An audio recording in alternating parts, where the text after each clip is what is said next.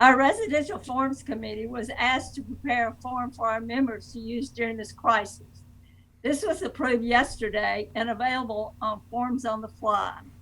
We have asked Addison, Todd, and Ron, our legal support, to explain its use and share with our members.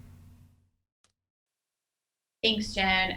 As Joan said, the Forms Committee did meet yesterday to approve a form to try and address the situation that we find ourselves in right now.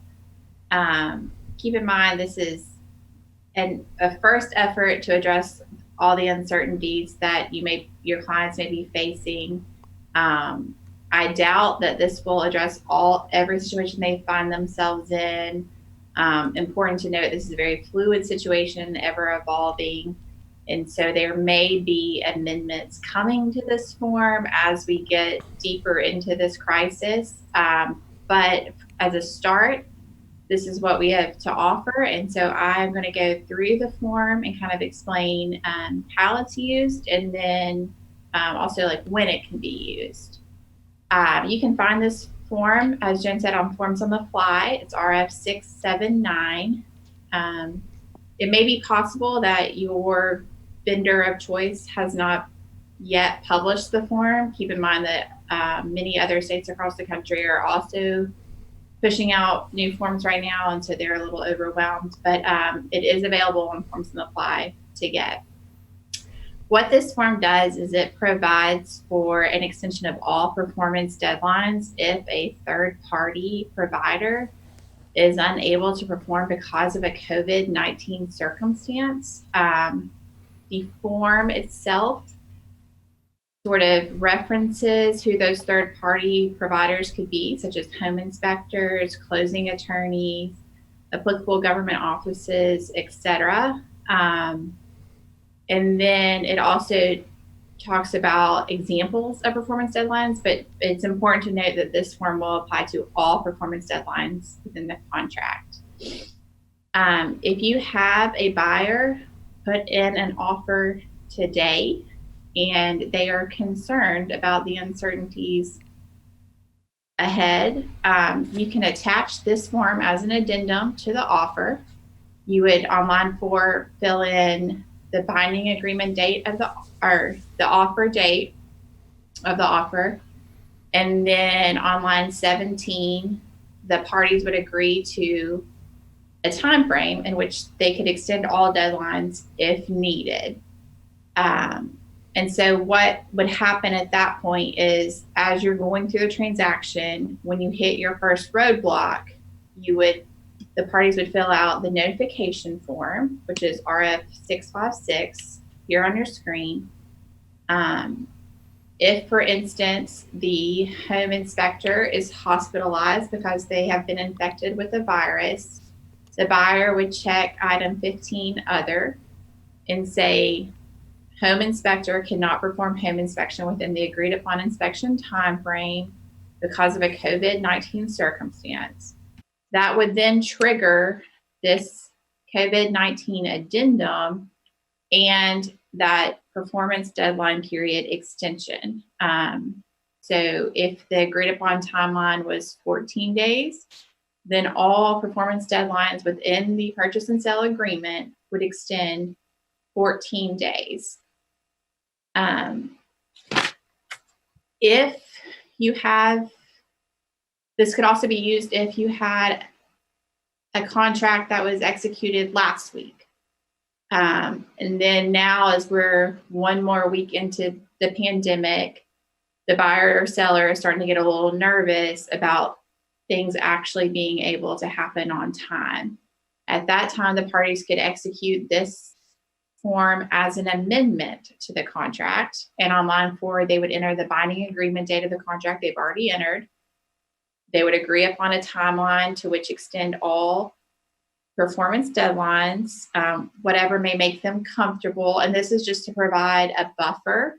It's hard to say if what time frame will be enough, but at least this gives them the option of having a buffer if needed. And the buyer and seller would sign it at that time. This form, the COVID-19 Amendment Addendum, becomes effective upon signature of both parties and attaches to the purchase and sale agreement. Everything else in the purchase and sale agreement remains in full force and effect. This just would extend performance deadline periods. If you have a pending contract that was signed 30 days ago and you're set to close next week, but you've been informed that closing can't happen because of whatever circumstance for at least 2 weeks, you don't have to fill out this form. You can just fill out an amendment to the purchase and sale agreement extending the closing date as you would under a normal circumstance if the parties are agreeable to that. So this form is really designed to be used kind of on the front end of a transaction when you don't yet know if there will be a delay, but you have kind of nervous parties about, well, what all the what ifs that we find ourselves in. That's when I would recommend using the form. You don't have to use it in every transaction, but you may have buyers and sellers that are concerned about the world we live in today. I think that kind of covers everything. And then at this time, I will let Ron and Todd sort of, if there's anything I missed or that you think important for buyers or sellers to know, or agents to know as we go through this. I would just thank you there, Addison. I think you did an excellent job explaining that. I would just add a footnote that, it's important for I believe our industry to recognize that it is good to encourage your clients to cooperate. And though this form may not fit exactly into the square of your situation, as Addison said, you can utilize just a standard amendment and work with your broker, work with your closing offices if you're looking for specific language that may not feel this form addresses. Otherwise, this is a tool for the industry to work with, but I think cooperation is the challenge of the transaction. I absolutely agree. And as both Ron and Addison said, this is one version of an amendment. We have other amendment forms that can address certain situations as they come up, because this is a very fluid situation, and this may not, in fact, meet all of your needs. But the number one thing for agents is to make sure that, look, assuming that the parties want to keep the deal alive, there is a way to do that, and so you just want to make sure to keep tabs on your time frames, and if it becomes necessary to extend something, by all means do that.